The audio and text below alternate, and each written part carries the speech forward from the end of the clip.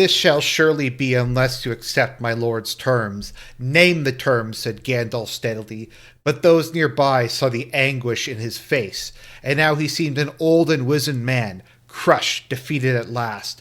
They did not doubt that he would accept the terms. These are the terms, said the messenger, and smiled as he eyed them one by one. The rabble of Gondor and its deluded allies shall withdraw at once beyond the Anduin, first taking oaths never again to assail Sauron the Great in arms, open or secret. All lands east of the Anduin shall be Sauron's forever solely. West of the Anduin, as far as the Misty Mountains and the Gap of Rohan, shall be tributary to Mordor, and the men there shall bear no weapons, but shall have leave to govern their own affairs. But they shall help to rebuild Isengard, which they have wantonly destroyed, and that shall be Sauron's. And there his lieutenants shall dwell, not Saruman, but one more worthy of trust. Looking in the messenger's eyes, they read his thoughts. He was to be that lieutenant, and gather all that remained of the West under his sway. He would be their tyrant, and they his slaves. And so Gandalf responded, and if indeed we rated this prisoner so high, what surety have we that Sauron, the base master of treachery, will keep his part? Do not bandy words in your insolence with the Mount of Sauron, he cried. Surety you crave, Sauron gives none. If you sue for his clemency, then you must first do his bidding. These are his terms, take them or leave them. And to be honest, those terms are way more generous than the terms offered in the latest version of the mineral deal. Yes, the terms that Sauron offers at the end of Return of the King, which results in pretty much the complete capitulation and enslavement of the men of the West, are actually substantially more generous than what Trump is asking Ukraine. We'll get into it in a second, but basically Ukraine has to give America everything, and in return, as I've played many times,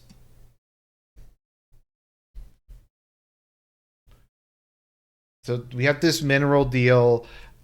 Ukraine basically gives everything. It's like a Sauron tier peace agreement. And I can't tell what they actually get out of it.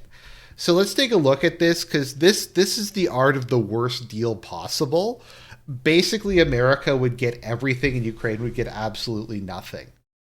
So I'm going to be honest, I haven't been able to find the exact text of the new mineral deal. And from what people tell me, it's extremely confusing. So I'm going to try to synthesize what I've been able to gather from a couple different sources. So firstly and probably worst, this deal, if signed, converts all American support provided since the beginning of the conflict into a loan.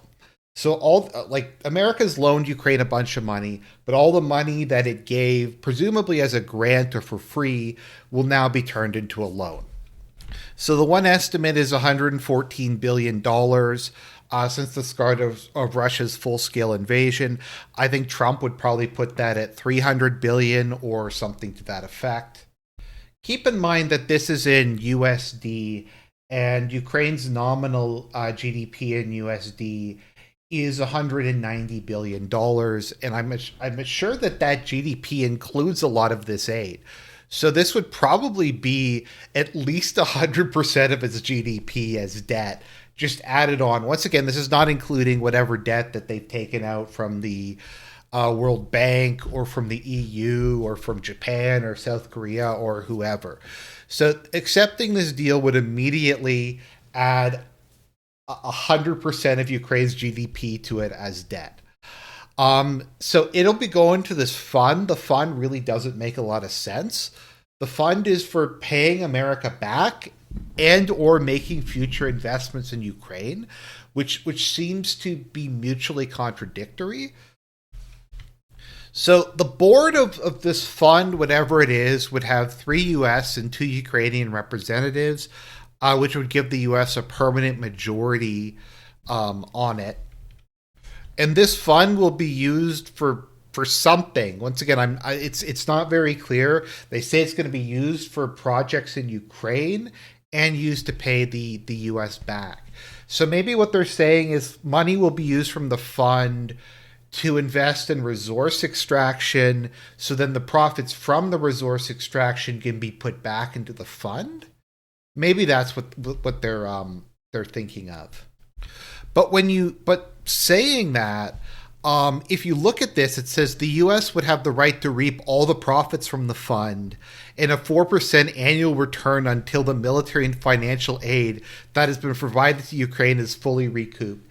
So, on top of like all this other stuff, they're going to charge them 4% interest. And keep in mind, this is 4% interest on $114 billion. So that's like $4.5 billion a year in interest payments that Ukraine is going to make, and that's assuming that that estimate is correct and it's not substantially higher to that. So they're going to have to pay that back. Plus, they're also going to have to pay back the other the principal. So it's kind of like this payday loan thing. So how are they going to get this money? Roads, railways, ports, mines, oil, gas, and the extraction of minerals would all fall under the scope of this. So I've seen a couple different explanations of this. It sounds like basically all profits generated by state-owned enterprises in Ukraine would go to this fund and be used to pay America. Maybe some of the money would be used to invest in more projects that would generate more money for the fund. It's some kind of like bizarre Rube Goldberg-esque debt trap. It doesn't even really make a lot of sense. The U.S. would also have the right to veto any new infrastructure project and just all this other stuff. So I don't even once again, I don't get what Ukraine gets out of this. Now, the speculation that I've heard and what Trump implied is, okay, there's no security guarantee, there's no joining NATO, there's none of this stuff. But if you give us all of this and Americans go there and steal everything that's not bolted down in your country, then the Russians will hesitate to blowing stuff up because they might hit some Americans and that might pull us into the war. So that's the logic I think we're going to have, which is if you give us absolutely everything, then there's some chance that the Russians might not attack areas in which the Americans are plundering. So this deal is way, way worse than what Russia is offering. If they make the compromise with Russia, they're going to lose some territory. But the current version of the deal doesn't leave them as a permanent debt-trapped vassal who will basically just serve America for all time. While we're on Lord of the Rings, it's like the dead spirits of the traitors who have to serve the royal family of Gondor for all time. The other issue is parts of this deal would make it impossible for Ukraine to join the EU. Now, it's already impossible for Ukraine to join the EU for any number of different reasons, and it would be an unmitigated disaster that would destroy the EU because they would have to pay money they don't have to rebuild Ukraine. It would just bring a whole bunch of other issues with it. So Zelensky's saying, look, we can't accept this deal because it would harm our entrance to the EU. I wouldn't accept this deal because, once again, this is worse than total capitulation to Russia. Honestly, I think this deal is worse than if Ukraine just said, okay, we're going to become part of Russia again. We're going to become part of Putin's Russian Empire 2 electric boogaloo. I think that would be substantially better because then Russia would at least have an interest in rebuilding Ukraine. This is just them stealing everything that's not bolted down.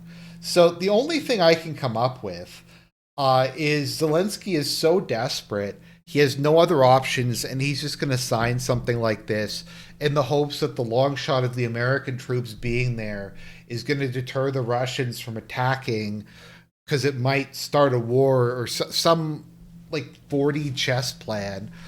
Or more likely, this is a poison pill. This is a deal that is unacceptable, and it is presented for the purpose of being unacceptable. This is what often will happen historically. I believe Rome did this to Carthage in the Third Punic War, where they will offer a deal that is so bad, it cannot be accepted even if the other party is willing. And that will be used as a casus belli for whatever it is. So my guess is maybe Trump is trying to present the absolute worst agreement he can. but something that looks good to his base because they're demanding they're going to get the money back, guys. They're going to get all the money back that they gave to Ukraine. It's 100% going to happen.